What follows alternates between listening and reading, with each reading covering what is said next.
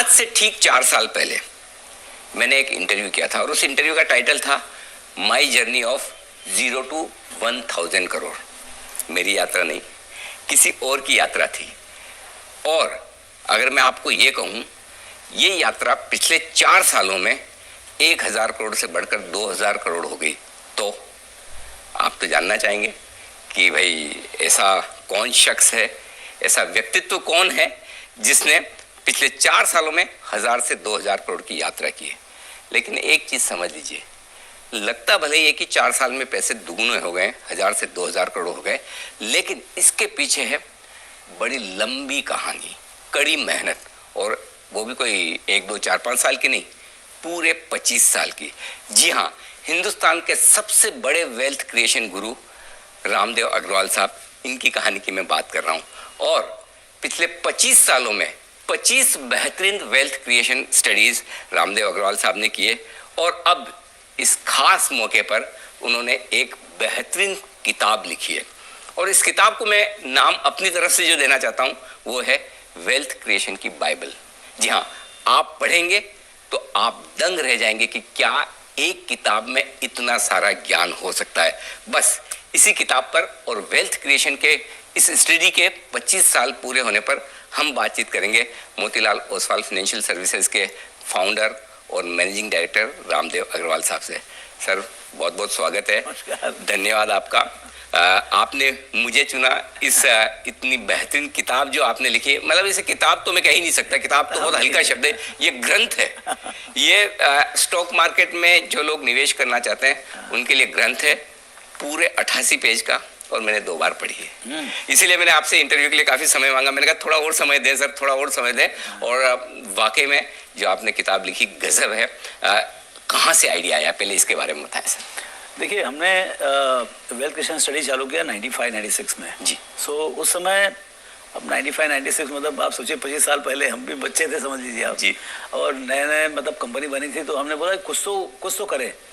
तो fill Fisher की book जो थी कॉमन स्टॉक अनकॉमन प्रॉफिट जी, तो उसमें लिखा था कि भाई when you enter the market first you must try to understand how money has been made in any markets, मतलब किस कंट्री में कैसे पैसे बनते हैं। हर कंट्री में हर बिजनेस में पैसे नहीं बनते। जैसे 2 व्हीलर कंपनी इंडिया में पैसे बनाते हैं, दुनिया में कहीं नहीं बनता पैसा। ओके, है ना। डिजिटल कंपनी अमेरिका में पैसे बनाते हैं, दूसरे जगह नहीं बनते।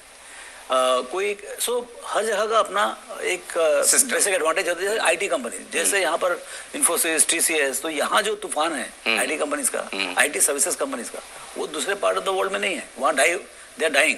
So you have to understand which are the companies, which are the businesses, वो यहाँ पैसे बना रहे हैं। तो हम बोले कि भाई चलो एक ऐसी स्टडी करते हैं, ये देखें कि पिछले 5 साल में किसने पैसे कमाए और क्यों कमाए, वो कंपनी क्या है। तो उसी कारण से हमने ये स्टडी चालू की। लेकिन पिछले 4 सालों में आपकी वेल्थ तो दुगनी हुई है मार्केट में। तो वैसे ये पूरी कहानी जो अभी ये पूरा शो है उसी पर मैं आधारित करके आपसे बातचीत भी करूंगा। लेकिन ऐसा क्या खास अलग से आपने पिछले 4 सालों में किया है? नहीं, 4 साल तो बहुत नॉर्मल बीते। इनफैक्ट हमें 4 साल में भी आपका ये क्रैश भी हुआ बीच में जी। सो वो एक बहुत बड़ा एक ये होता है, क्या नाम है, इवेंट होता है जी। हर पोर्टफोलियो में, जो लॉन्ग टर्म पोर्टफोलियो होता है उसमें हर 5 साल 10 साल में एक ऐसा बड़ा कट आता है 50-60 का। तो मेरे पास 4 बार हो गए। 92 में हुआ, जब मैं चालू किया 1990 में, तो कुछ भी पैसे था, समझिए 1 करोड़ था, समझिए वो भी 1 करोड़ बाद में आया, लेकिन फिर भी 1 करोड़ था, समझिए। तो वो हर्षा मेहता बुल्लन में हो गया 30 करोड़, 30 करोड़ घट के हो गया 10। तो पहला कट आया 67, 30 वाला 10 हो गया, 30 वाला 10। फिर वहां से चालू हुआ धीरे धीरे। फिर तो बोले यार अब 10 करोड़ बहुत है हम लोग, मेरे मोती के लिए। हम दोनों मेहनत किया, और जब Y2K आया, सॉफ्टवेयर का जब बूम हुआ, उसमें 10 का 100 हो गया। मतलब जो हम कमाए, जो 2-4 करोड़ रुपए जो कमा रहे थे, वो भी उसमें डाल रहे थे, तो 10 का 100 हो गया। फिर 2003 में जब कोलैप्स हुआ Y2K बूम का, तो 30 वापस। हाँ यार, ये तो बड़ा मुश्किल है, मतलब जितना चलो उतना 10 साल का, फिर वहीं खड़े हो जी। फिर उसके बाद जो है, फिर वापस हम लोग थोड़ा डिप्रेस हो समय महीना 15 के लिए। फिर बोले आता तो कुछ है नहीं दूसरा, है ना, आप निकम्मे हो शेयर में आने के बाद। तो हम लगे रहे, मुद्रा बनाते रहे। फिर आया कमोडिटी बूम 2003 से 2008 का। यस, उसमें हम हो गए 550 करोड़ का हो गया वो पोर्टफोलियो। कंपनी की छोड़ दिया, आप कंपनी अलग है, मोती ओसवाल कंपनी। ये जो हमारा और मोती का जो पर्सनल इन्वेस्टमेंट पोर्टफोलियो था जी, वो हो गया 550, 30 से 550। वापस कोलैप्स हो गया, फिर आधा हो गया, फिर 100 हो गया। बोला यार ये बहुत तकलीफ वाला काम है वैसे में। फिर उसके बाद फिर लगे रहे। अब जाके जो है ये फरवरी 2020 में ये हुआ था 1850। तो मेरे को लग रहा था भाई चौथा बुलावा आ गया करके। मैंने अच्छा कलकत्ता में बात कर रहा था, चौथा बुलावा आ गया। वापस कोलैप्स, फिर वापस मेरे ख्याल से इस बार 40-45% गिरा, 1150 के आसपास पहुंचा। अब वो 1150 भी बढ़ के 2000 करोड़ के ऊपर हो गया। तो सर ये चीज बताइए कि जब आपको पता भी है और वो एक सिक्स सेंस भी आता है कि भाई बहुत हो गया, तो जब ये फॉल इतना तेजी से आता है तो उस समय अपने आप को मजबूत कैसे रखना है? अब तो मजबूत है। अब क्या मजबूत दिखता है? मजबूत तो उस समय होना था जब शुरू में, जब पैसे कम थे। अब तो इतना पैसा भाई गिर के भी कितना गिरेगा ना, 50% गिरा लोगे, लेकिन उससे ज्यादा क्या कर लोगे? मुझको मालूम है जो गिरता है वो सीधे fall is temporary, up is permanent. तो जो 2000 से 1000 हुआ तो मेरे मालूम है 2000 तो ऐसे देखते देखते हो जाएगा। इतना ये नहीं मालूम था कि मार्च के अंदर में हो जाएगा, समझे ना? ये इतना 6 महीने के अंदर में ऐसा वर्टिकल टेक ऑफ आएगा, ये नहीं मालूम था मेरे को। लेकिन इतना मेरे को मालूम था कि साल 6 महीने में वापस आया था, ठीक हो जाएगा। और वहां से फिर चालू होगा जर्नी। तो 7-8 साल की भी फुर्सत हो तो हमारा क्वारंटाइन होगा, समझिए पोर्टफोलियो क्वारंटाइन हो गया। अभी 7-8 साल के लिए आप अच्छे हो, मतलब करेक्शन आएगा, कोलैप्स नहीं आएगा। हाँ, कोलैप्स नहीं होगा, बुरी तरह से मरेंगे नहीं। तो आपने कहा कि मंदी टेम्परेरी है, तेजी परमानेंट है। लेकिन ये जो पिछले 4 फॉल की कहानी आपने बताई, इसमें एक चीज समझ में आती है, जो आपका मंत्र है, बाय राइट सिट टाइट, शांति से लेके बैठ जाओ, ये तो ऊपर नीचे होता रहेगा। एक तो पहली बात क्या है, आपके पास 100 रुपए है, आप डिसाइड करो भाई मेरे को कितना इक्विटी डालने का है जी, और उसके बाद फिर मस्ती मत करो। मतलब यदि मान लो 100 डालने का तो 100 के 100 इक्विटी में बैठ रहो। क्योंकि बाजार में क्या है, यदि आप 5-7 दिन जो अच्छे से अच्छे दिन होते हैं पूरे 365 में, उस दिन यदि आप नहीं रहे बाजार में, तो आप समझ लो you are worse than bonds. 5 best days if you are not there in the market, मतलब आपका रिटर्न जो है ना बॉन्ड से खराब आएगा। करेक्ट। तो मेरे को 5 दिन कैप्चर करने का है। अब वो क्या तरीका 5 दिन कैप्चर करने, कोई चार्ट देकर तो हो नहीं सकता वो। आप पूरे के पूरे यदि 220 दिन ट्रेडिंग हो रहा है, 365 दिन, 365 दिन आप वहीं बैठे रहो। तो जो शिव जी के टेम्पल में कोई भी आएगा सब दिखेगा, समझे ना? मैं नंदी बैल की तरह बैठा रहता हूँ। बिल्कुल, तभी प्रभु के दर्शन होते हैं। प्रभु के दर्शन पक्के होने वाले हैं। सामने शिव जी के सामने बैठे हैं। अच्छा, तो आपने कहा कि जो कुछ लेना है अच्छा लेना है, लेके बैठे रहो। तो ये जो खरीदने की प्रोसेस है, ये प्रोसेस आप 25 सालों से पढ़ रहे हैं और हमें भी पढ़ा रहे हैं, राइट? जो वेल्थ क्रिएशन स्टडीज जो आपकी चल रही है, और हर साल इंतजार रहता है मुझे भी और सब लोगों को कि इस बार रामदेव सर क्या लिखेंगे। लेकिन इस बार आपने जो लिखा है, 25 साल पूरे हुए हैं, तो पूरे 25 साल के एक साथ आपने बुक बनाई है और वो लिखा भी है। मैं उस पर भी बात करूंगा। ये एक बड़ी इंटरेस्टिंग बुक रामदेव सर ने की है, देखिए, द QGLP चेकलिस्ट। तो ये 25 सालों की पूरा इतिहास है। तो ये 25 सालों का एक साथ इतिहास लिखने का ख्याल कैसे आया? देखिए 24 तो हमने कर लिए थे, अभी 25वां के लिए हम सोच रहे थे अभी टाइटल क्या रखें। सब्जेक्ट तो बहुत मिलते हैं जी, क्योंकि हमको ऐसा लगता है कि हमको इतना ही आता है बाजार का और इतना कुछ बाकी जानने का, तो सब्जेक्ट की कमी नहीं है। फिर बोले कि एक बार अभी थोड़ा रुकते हैं और ये देखते हैं कि हमने 24 साल में जो किया है उसको एक तो पहले कंसोलिडेट करें। और अब ऐसा लगता है कि जो QGLP हमने लिखा था, मेरे ख्याल 2014 में लिखा है जी, हाँ, करीब 2014 के आसपास लिखा। 18-19वां स्टडी था जब हमने QGLP लिखा। लेकिन मैं लोगों से बोलता हूँ कि भाई आप QGLP स्टॉक खरीदो, तो हमेशा लोग पूछते हैं कि आप QGLP करते कैसे हो?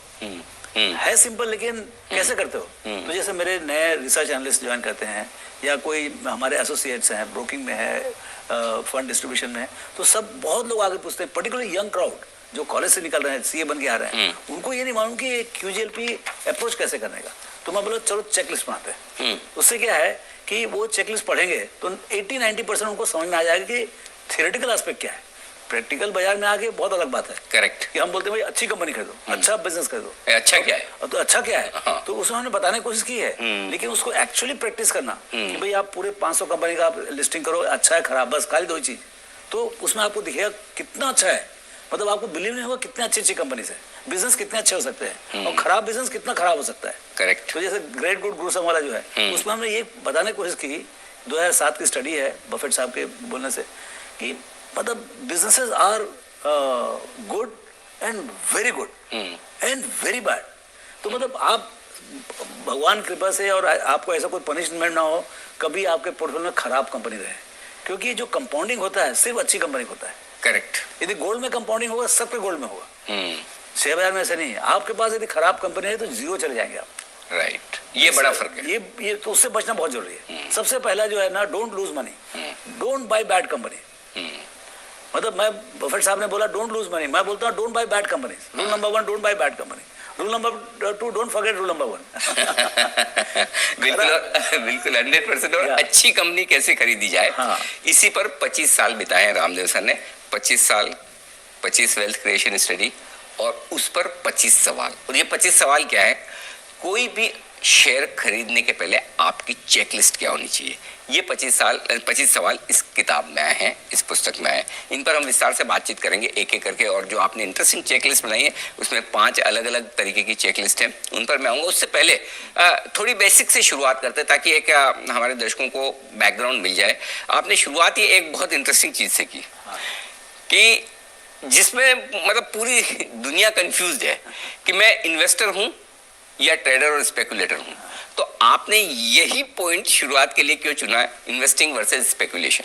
क्योंकि ये चीज जो है ना सिर्फ इन्वेस्टिंग में ही काम आती है जी। सी देखिए, एक तो क्या है, यदि बाजार में 10 लाख लोग हैं, 10 लाख तरीके हैं पैसे कमाने के जी। लेकिन वो 10 लाख लोग जो है उनकी 2 कम्युनिटी है, स्पेकुलेटर और इन्वेस्टर।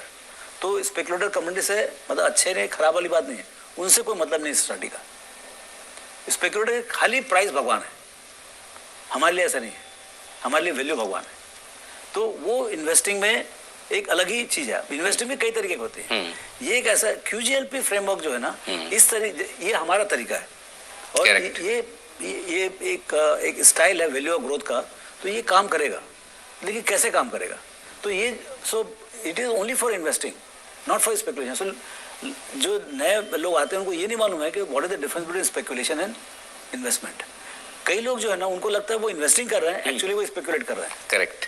तो ये नहीं होना चाहिए, क्योंकि उनके रूल्स अलग हैं। आप यदि स्पेकुलेट कर रहे हैं तो आप अच्छे से स्पेकुलेशन करें आप, और यदि इन्वेस्टिंग कर रहे हैं तो अच्छे से इन्वेस्टिंग के रूल्स फॉलो करो। वो इन्वेस्टिंग के रूल्स अंडर QGLP फ्रेमवर्क हमने लिखने की कोशिश की। करेक्ट। और QGLP मैं बता दूं हमारे दर्शकों को, जब आप ये किताब पढ़ेंगे आपको सब कुछ समझ में आएगा। Q क्वालिटी के लिए है, G ग्रोथ के लिए, L लॉन्जिटिविटी, ये ग्रोथ कितने लंबे समय तक रह सकती है, और P रीजनेबल प्राइस, यानी कि जो आप ये तीनों फैक्टर देखकर कोई स्टॉक खरीदना चाहते हैं तो उसकी प्राइस रीजनेबल होनी चाहिए, महंगा नहीं होना चाहिए। इन्हीं पर आगे बातचीत करेंगे। लेकिन स्टॉक पिकिंग को लेकर आपने कुछ इंटरेस्टिंग चीजें शुरुआत में लिखी है कि तरीके क्या है, टॉप डाउन या बॉटम्स अप, आपको क्या पसंद है और दोनों में फर्क क्या है? टॉप डाउन मतलब एब्सोल्यूट टॉप डाउन क्या होता है कि वर्ल्ड इकोनॉमी क्या होगा, फिर इंडियन इकोनॉमी क्या होगा, इंडियन इकोनॉमी कौन सी इंडस्ट्री अच्छी चलेगी, उस इंडस्ट्री में कौन best company, that is a classic top down.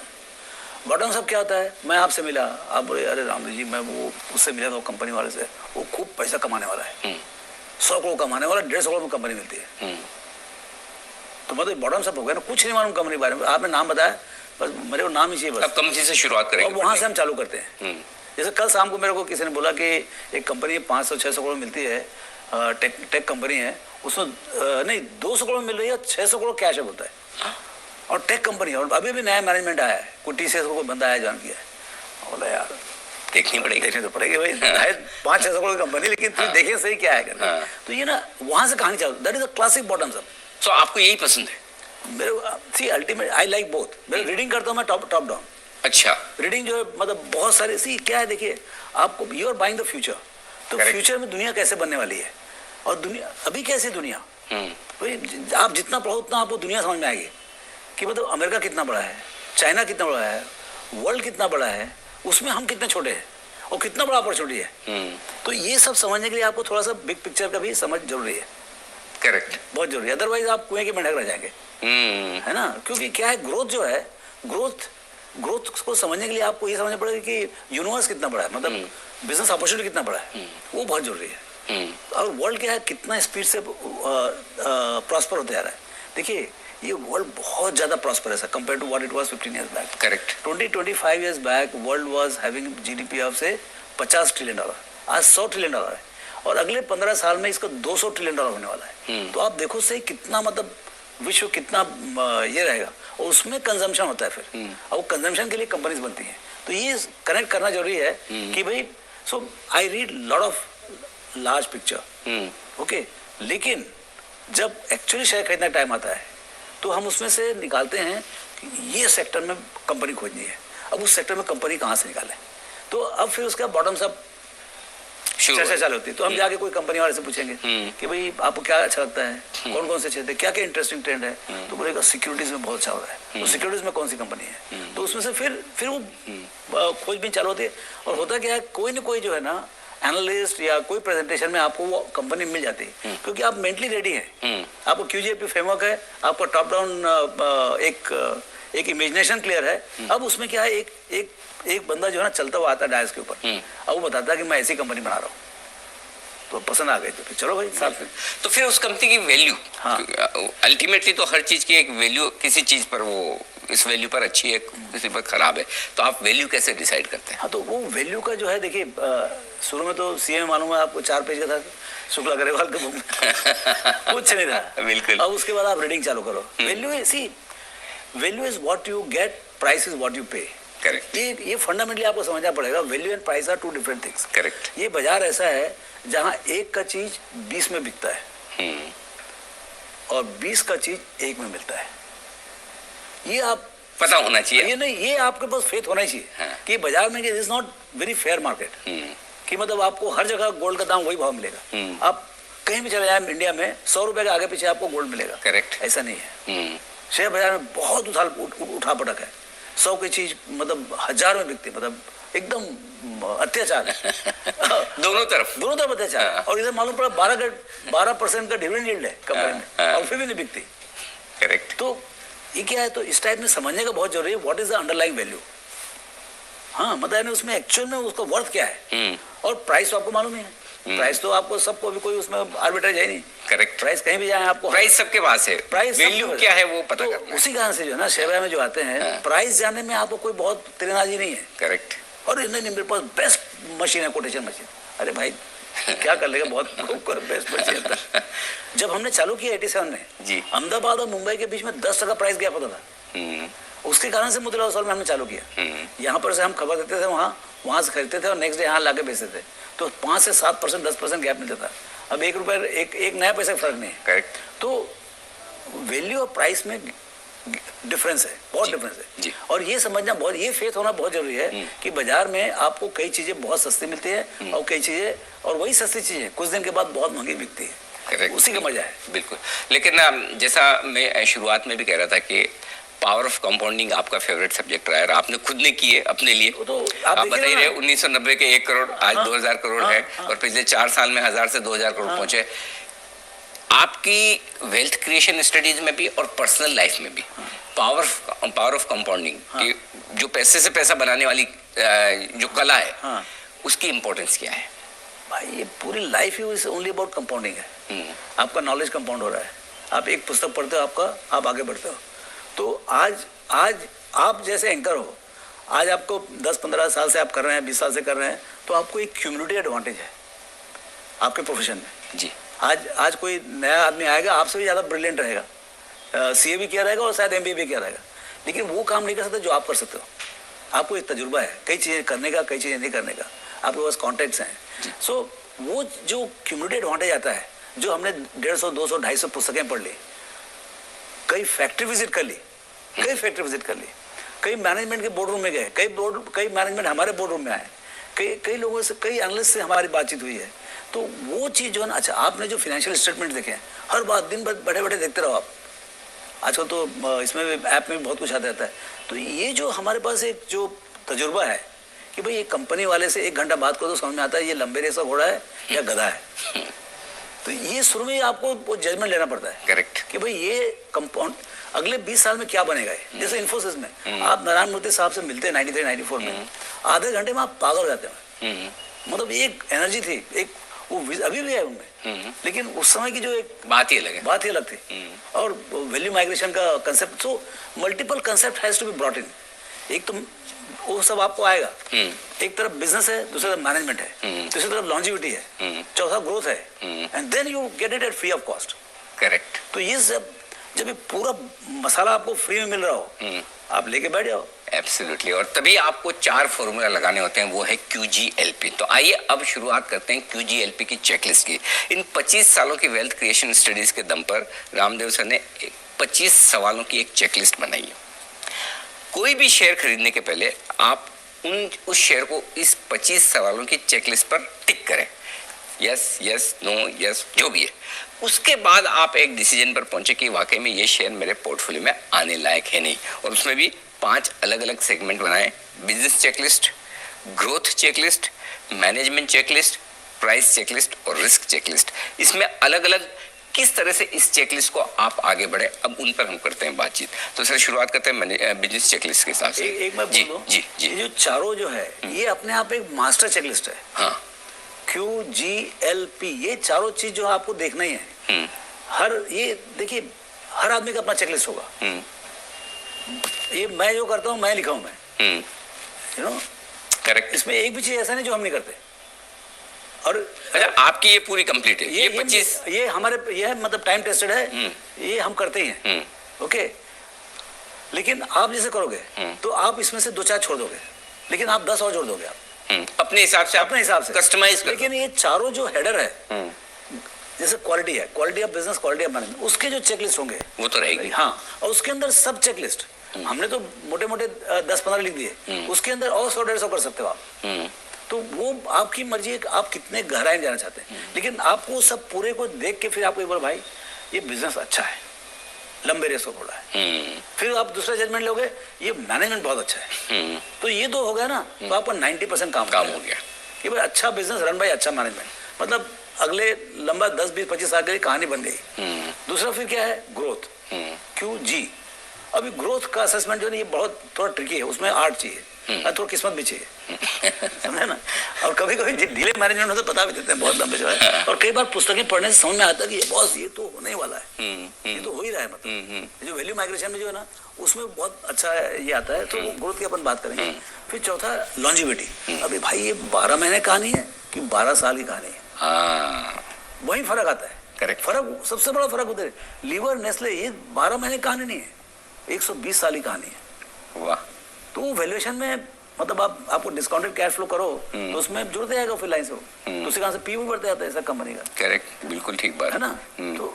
तो QGL, हाँ, फिर उसके बाद वैल्यूएशन, ये तीनों को देख के आप समझो भाई इसका कीमत तो 1000 को होना चाहिए, लेकिन एक्चुअली बाजार में 100 मिल रहा है। सर ये एक चीज है, ये कैसे करते हैं, मतलब अब आप जैसे ना आपने कैसे बोला इस कंपनी का कीमत तो 1000 करोड़ होना चाहिए, और आमतौर पर मैं बताऊं इन्वेस्टमेंट करने वाले क्या करते हैं, इस शेयर का भाव तो 50 रुपए होना चाहिए, वो शेयर का भाव निकालते हैं, आप कंपनी की कीमत निकालते हो। ये बड़ा फर्क है, सोच में फर्क है। करेक्ट, मैं कभी प्राइस देखता नहीं, मैं ऐसा मार्केट कैप देखता हूँ। हाँ। ये डिफरेंस कैसे लाया जाए दिमाग में, पता नहीं। मैं शुरू से ये क्या है, 2 रुपए का शेयर होता है, 1 रुपए का शेयर होता है, 10 रुपए का होता है, 100 रुपए का शेयर होता है।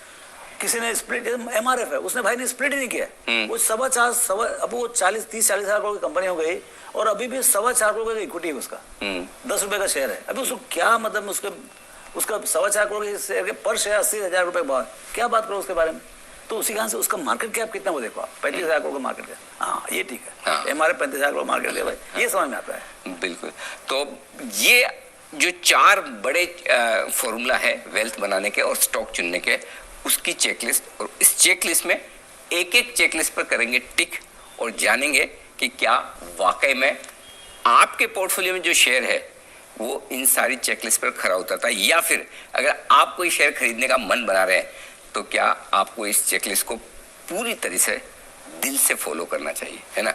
तो बस इसी पर करेंगे बातचीत हमारे अगले एपिसोड में भी। वेल्थ क्रिएशन का परफेक्ट फॉर्मूला पार्ट 2 भी जरूर देखिएगा। सर बहुत बहुत धन्यवाद। पार्ट 1 में आपने पूरा बैकग्राउंड, अपने 25 साल से ज़्यादा का अनुभव है, 25 साल तो वेल्थ क्रिएशन को है, लेकिन उस अनुभव को आपने उतारा है। अब हम माइक्रो लेवल पर जाकर आपसे सारी ये थीम्स और चेकलिस्ट डिस्कस भी करेंगे। बहुत बहुत शुक्रिया इस पहले एपिसोड के लिए, और बस इसके बाद एक दूसरा एपिसोड जहाँ पर आगे की पूरी डिटेल्स होंगी इस वेल्थ क्रिएशन स्टडी को लेकर। तो बने रहिए हमारे साथ जी बिजनेस पर। नमस्कार।